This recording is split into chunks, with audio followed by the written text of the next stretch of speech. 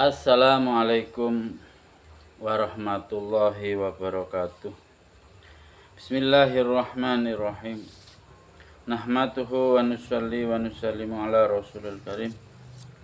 Asyhadu an la ilaha illallah wa asyhadu anna muhammadan abduhu wa rasuluh. La hawla wa la quwwata illa billahil aliyyil azim. Alhamdulillah saudaraku dimanapun Anda berada, kita jumpa lagi dalam channel yang sama, dalam program yang sama, yaitu program Ta'lim wa Ta'alum.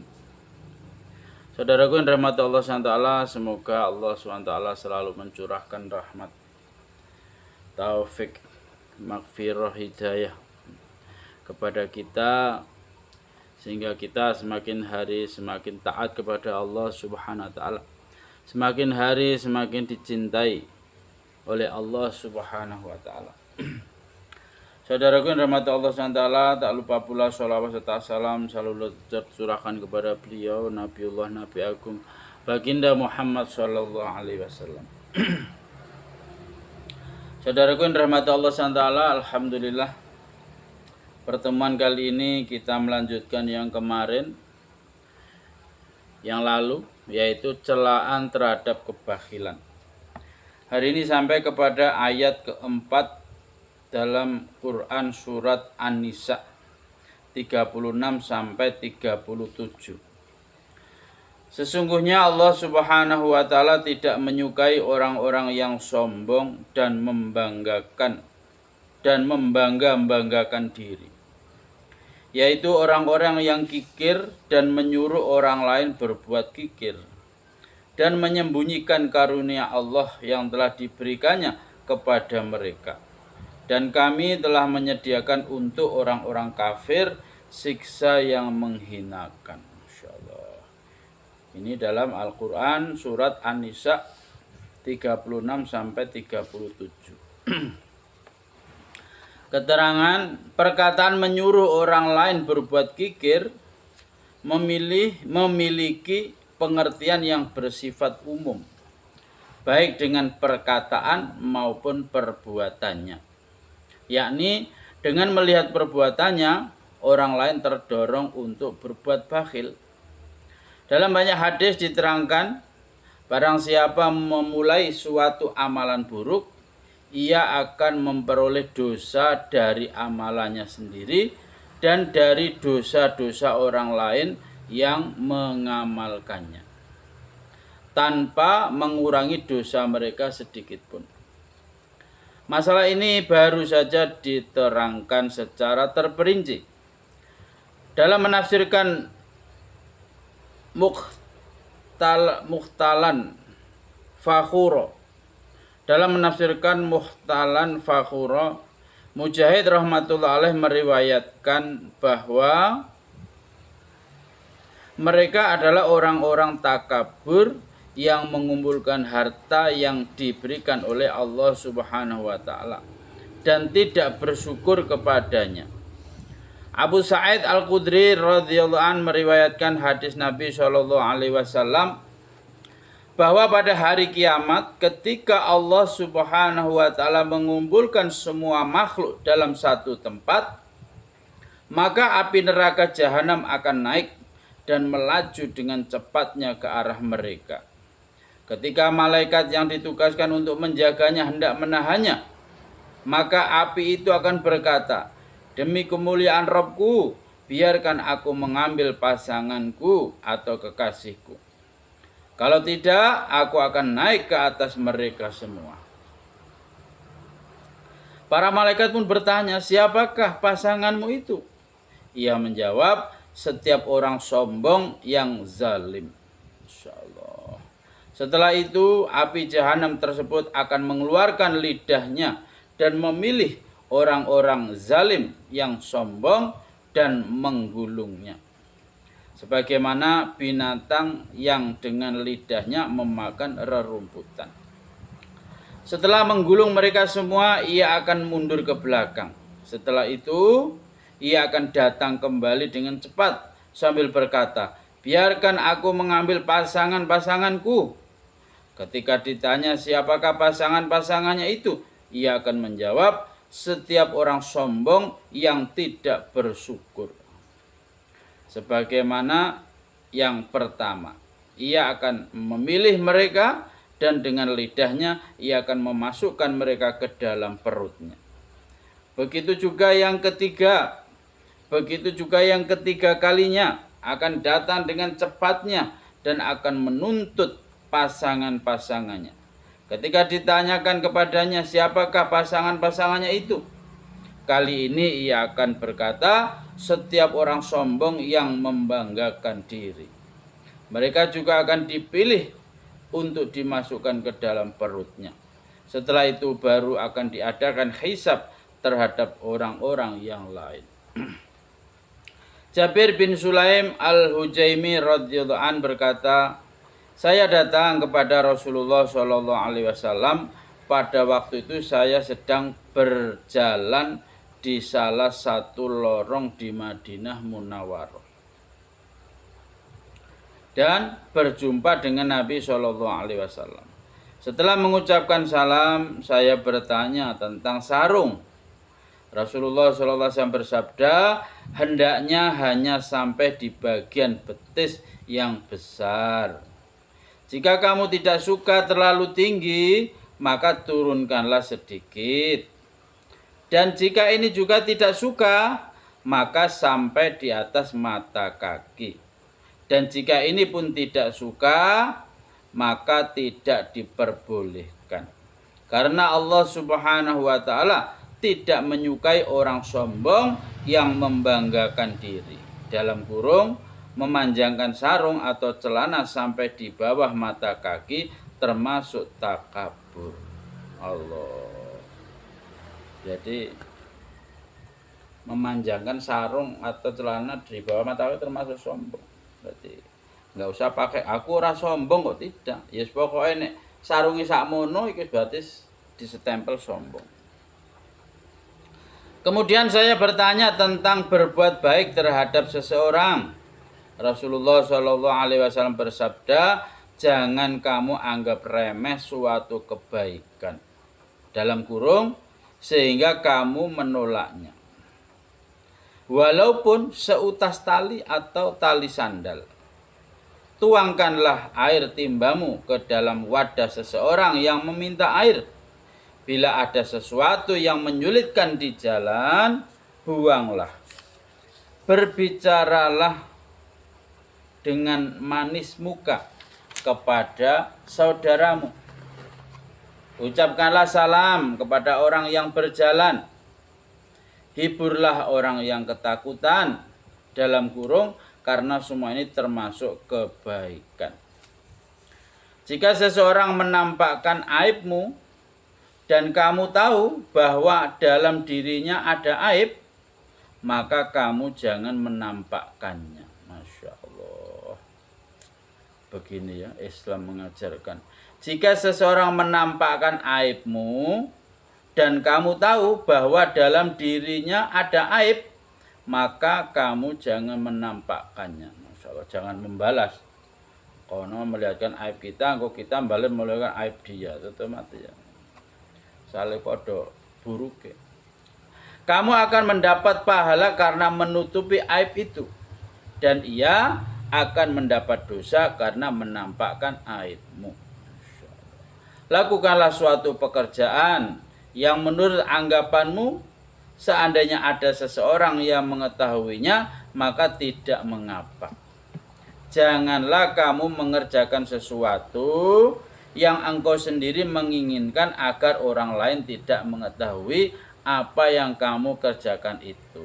Dalam kurung, sebagai tanda bahwa perbuatan itu buruk. Allah Akbar. Astagfirullahaladzim. Ya Allah, betul ya Allah, betul.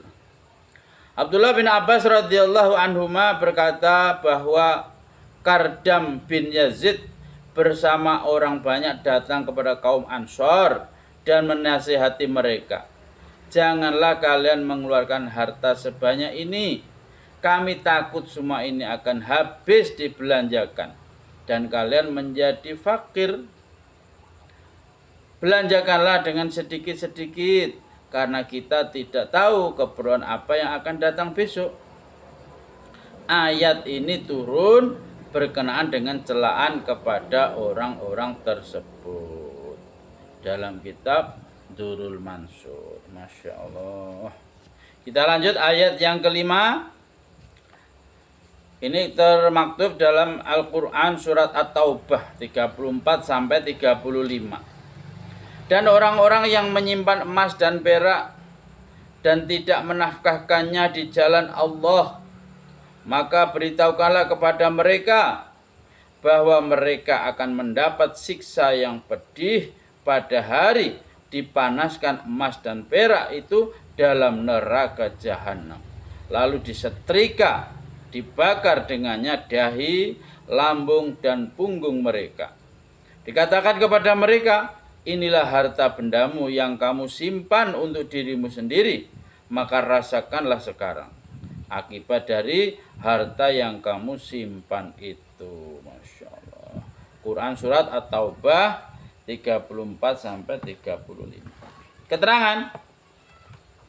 Para ulama menulis bahwa disebutkannya dahi dan anggota badan lainnya adalah 4 bagian yang ada pada manusia. Yang dimaksud dahi adalah bagian depan. Dan yang dimaksud lambung adalah bagian kanan dan kiri. Dan yang dimaksud punggung adalah bagian belakang. Maksudnya seluruh anggota badan yang disebutkan itu akan dicap. Hal ini dikuatkan oleh sebuah hadis yang menyebutkan bahwa ia akan disetrika dari muka hingga telapak kakinya. Ya Allah.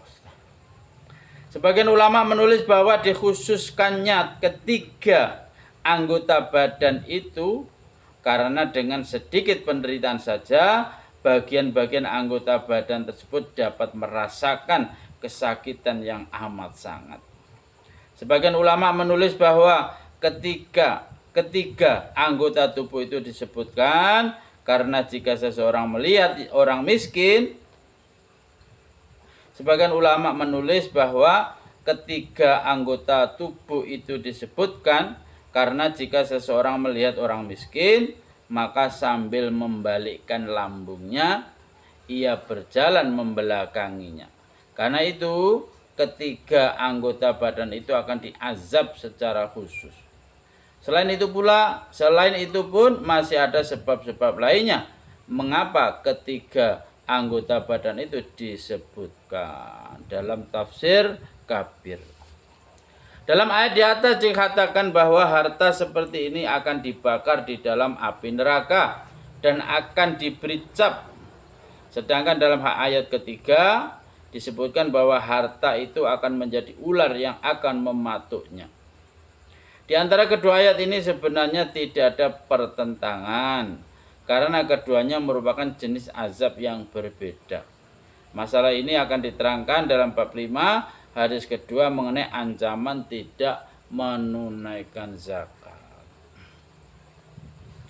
Diriwayatkan dari Abdullah bin Abbas radhiyallahu anhuma dan dari beberapa sahabat radhiyallahu anhum bahwa yang dimaksud simpanan dalam ayat di atas adalah harta yang tidak dizakati.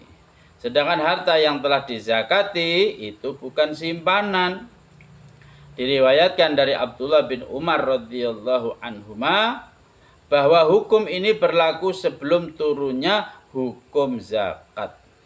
Ketika perintah zakat turun, maka Allah Subhanahu wa taala menetapkan bahwa dengan membayar zakat dapat membersihkan harta yang lain yang tidak disedekahkan di jalan Allah Subhanahu wa taala. Sauban radhiyallahu berkata, ketika ayat ini turun, waktu itu kami sedang dalam perjalanan bersama Rasulullah sallallahu alaihi wasallam. Maka sebagian sahabat radhiyallahu bertanya, "Wahai Rasulullah, jika mengumpulkan emas dan perak akibatnya seperti ini, alangkah baiknya seandainya kami mengetahui harta manakah yang paling baik untuk dijadikan sebagai simpanan." Masya Allah. Rasulullah SAW bersabda, lidah yang berzikir, hati yang bersyukur, dan istri solehah yang membantu urusan akhirat. Insyaallah ini yang perlu disimpan.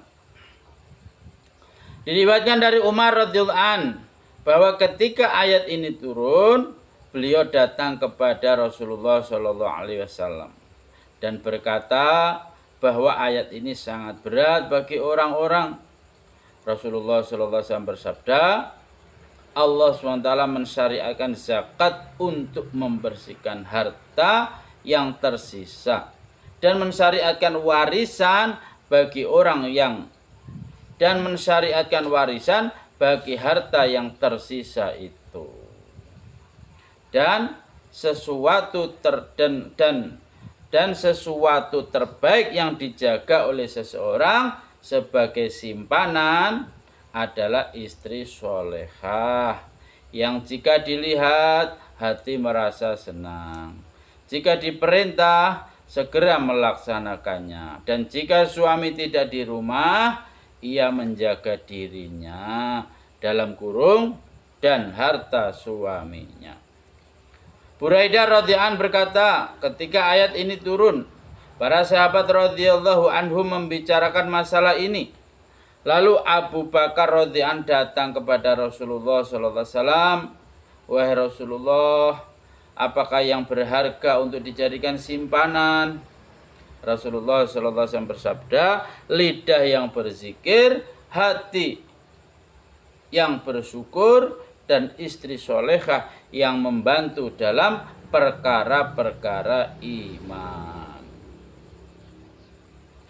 Abu Dzar radhiyallahu anhu meriwayatkan hadis Rasulullah sallallahu alaihi wasallam, barang siapa yang menyimpan dinar, uang emas, dirham, mata uang perak, atau potongan emas dan perak dan tidak membelanjakannya di jalan Allah Subhanahu wa taala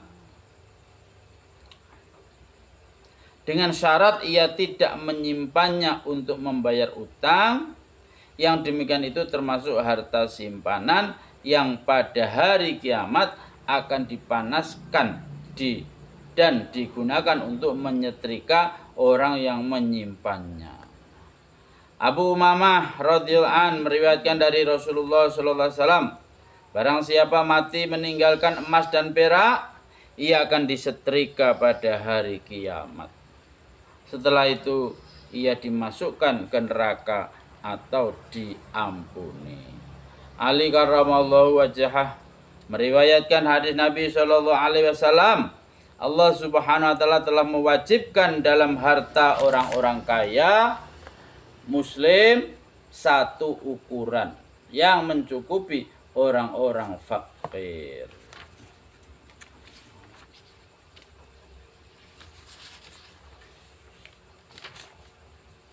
Orang-orang fakir terpaksa menanggung kelaparan atau telanjang karena orang kaya tidak memberi mereka.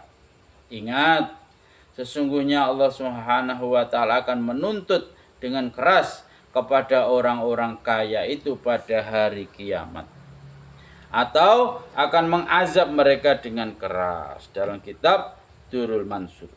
Dalam kitab Kanzul Umal juga dibahas tentang hadis ini. Diriwayatkan dalam sebuah hadis dari Abu Hurairah radhiyallahu anhu, jika Allah Subhanahu wa taala mengetahui bahwa zakat orang kaya tidak mencukupi orang-orang fakir, maka Allah Subhanahu wa taala akan mewajibkan mereka sesuatu selain zakat yang akan mencukupi mereka. Sekarang orang-orang fakir menderita kelaparan karena kezaliman orang-orang kaya, karena mereka tidak mengeluarkan zakat dengan sepenuhnya. Dalam kitab Kanzul Umal. Masya Allah, alhamdulillah. Hari ini taklim terpanjang saudaraku, hampir 20 menit. Masya Allah. Biasanya paling 10, 12, 15 ya. Ini tadi 2 ayat. Jadi harta yang pantas atau yang penting untuk disimpan. Lidah yang basah dengan berzikir, hati yang selalu bersyukur, dan istri solehah yang menolong, membantu suaminya taat kepada Allah Subhanahu wa taala. Masya Allah, saudara-saudara. Masya Allah, di mana ya ada istri yang begitu solehah, membantu suaminya untuk taat kepada Allah SWT. Hari ini kadang istri-istri membantu suami untuk mengingatkan pekerjaan dunia. Abang, ini pekerjaan belum selesai. Abang, itu pekerjaan belum selesai. Masya Allah. Padahal di sini istri solehah itu mengingatkan tentang ketaatan kepada Allah. Waktunya sholat mengingatkan, waktunya baca Quran mengingatkan, waktunya zikir, waktunya dakwah mengingatkan. Ini termasuk istri yang oleh Nabi yang pantas untuk disimpan. Alhamdulillah saudaraku dari manapun Anda berada, Masya Allah, semoga taklim hari ini Allah SWT beri kepahaman dan niat untuk mengamalkan serta menyampaikan kepada saudara-saudara yang lain ya, di-share video ini pada teman-teman agar sama-sama tahu apa hakikat harta yang patut untuk disimpan. Masya Allah, ternyata diantaranya adalah istri soleha yang membantu suami taat kepada Allah Subhanahu wa Ta'ala. Saudaraku, mudah-mudahan Allah beri kepahaman, niat mengamalkan dan menyampaikan. Untuk sempurna majelis, kita tutup dengan doa kifarah majelis. Subhanallah bihamdihi, subhanakallahumma bihamdika, asyhadu an la ilaha illa anta astaghfiruka wa atubu ilaik. Wassalamualaikum warahmatullahi wabarakatuh.